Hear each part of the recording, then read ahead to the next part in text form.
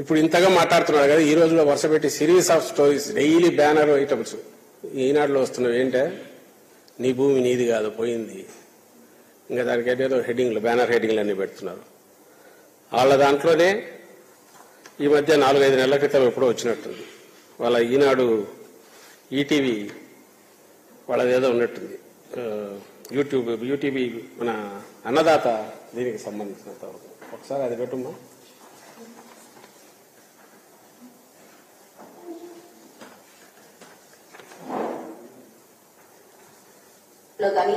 భూ యజమానులకు భద్రత కల్పించే టైటిల్ గ్యారంటీ చట్టం భవిష్యత్తులో రాబోతోంది.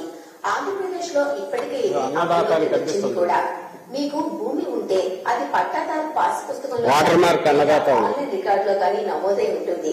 ప్రస్తుత విధానంలో ఒక్కోసారి భూమి ఉన్నా సరైన పాస్ పుస్తకాలు లేక లేదా ఇతర హక్కు పత్రాలు లేక రికార్డులో సరైన వివరాలు నమోదు కానందువల్ల భూ యజమానులు ఇబ్బందులు పడుతున్నారు. కానీ కొత్త చట్టాన్ని అనుసరించే భూమి హక్కుదారులు తమ వివరాలను నమోదు చేయించుకోవాల్సి ఉంటుంది. టైటిల్ రిజిస్టర్ లో ఎవరి పేరుంటే ఆ వ్యక్తినే భూ యజమానిగా పరిగణించి ప్రభుత్వం ఆ భూమికి గ్యారంటీ కల్పిస్తుంది.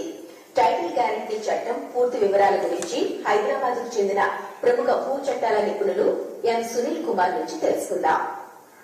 అంతేకాదు ఈ రికార్డులో ఉన్న వివరాలకి గవర్నమెంటే గ్యారంటీ ఇస్తుంది. ప్రభుత్వ హామీ ఉంటుంది కాబట్టి ఆ రిజిస్టర్ లో మన పేరు వచ్చిన తర్వాత కూడా ఏదన్నా కష్టం నష్టం కలిగి ఆ భూమి మీద హక్కు కోల్పోవాల్సి వస్తే కనుక ఇన్సూరెన్స్ డబ్బులు వస్తాయి. దాన్ని టైటిల్ ఇన్సూరెన్స్ అంటాం.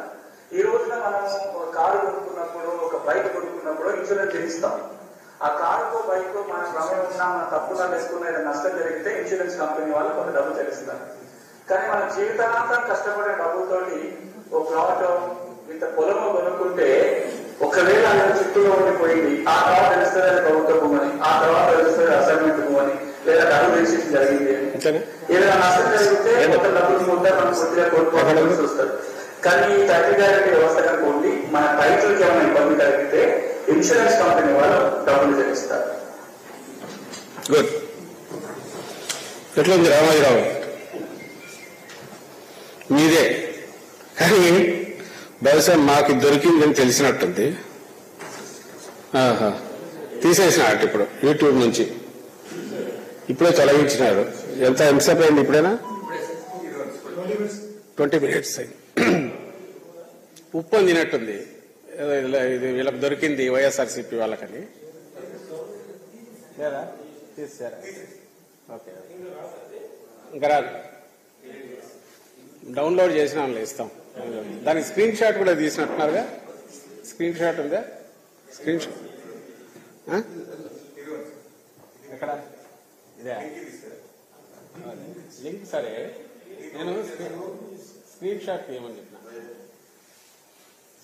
ఓకే సర్లే, మళ్ళీ ఉందిలే, మళ్ళీ పంపిస్తాం, మీకు అందరికీ ఇస్తాం.